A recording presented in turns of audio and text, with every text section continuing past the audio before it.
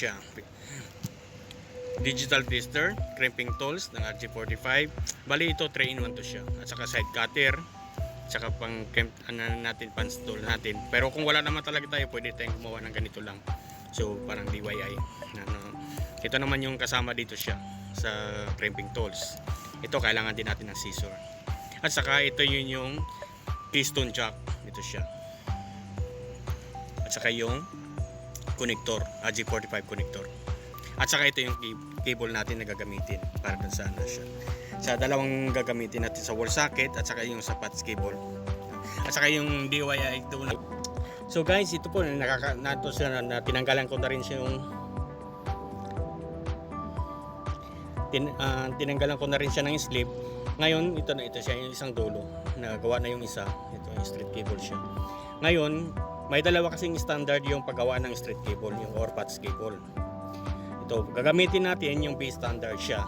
So yung ano natin, susundin natin na color code ay yung orange white, orange, green white, blue white, green, white brown at saka brown. Bali walong slot lang kasi ito siya. So ito yung connector na gagamitin natin. Ito siya.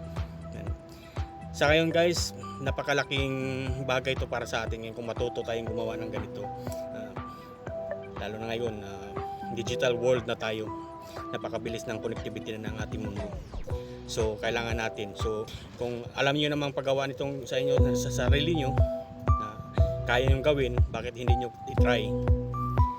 Kasi kung bibili kayo ng yung gawa na siya, medyo mahal din, may kamahalan. Pero kung kaya niyong gumawa, alam niyo sa sarili niyo na kaya mo to, so why not subukan mong gumawa ng ganito.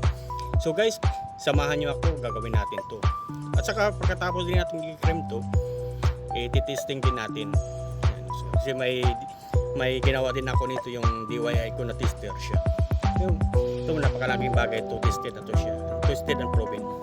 Ito guys, i-trim lang natin yung haba ng wire kung gaano siya kahaba. So ito yung gagawin natin, kakat lang natin konti kasi mahaba na siya. Anong ginagawa mo? Dito nagbablog kuya. Ito guys, samahan nyo ako. Ito yung gagawin natin siya. Bali yung gagawin natin straight cable siya. Ito ipapasok na natin sa slot yung wire. Ito ngayon ipupos lang natin tong sleeve. Sorry po. Ito gagawin na natin siya. Yung slit na lang hilain lang natin medyo para umabot siya sa dulo. Ayun, nasa para maipit siya ng gusto. Ayan guys, ito siya. Ito siya yung ginawa natin straight cable. Tingnan din natin sa dulo kung pasok talaga ng maayos yung mga wire yon. Kitang-kita naman sa ano. Nakapasok siya. So, ngayon, i-slide lang natin yung sleeve. Ayun, i-crimp na natin to. Ito lang gagamitin yung crimp. Guys, itong crimping tools, nabibili naman to sa mga hardware. Mayroon talaga siya ngayon. Available na siya kung saan man. Basta punta na kayo sa hardware. Yan siya. O sa mga electronic shop. Ito, available to siya. Crimping tools. Bili na rin kayo ng 3-in-1. Kasi para 3-in-1 kasi magamit yun ng tatlong sa pang telepon din yung ito.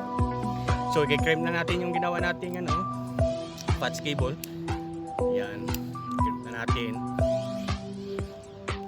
Tapos i-testing natin to din sa ginawa nating tester sa light.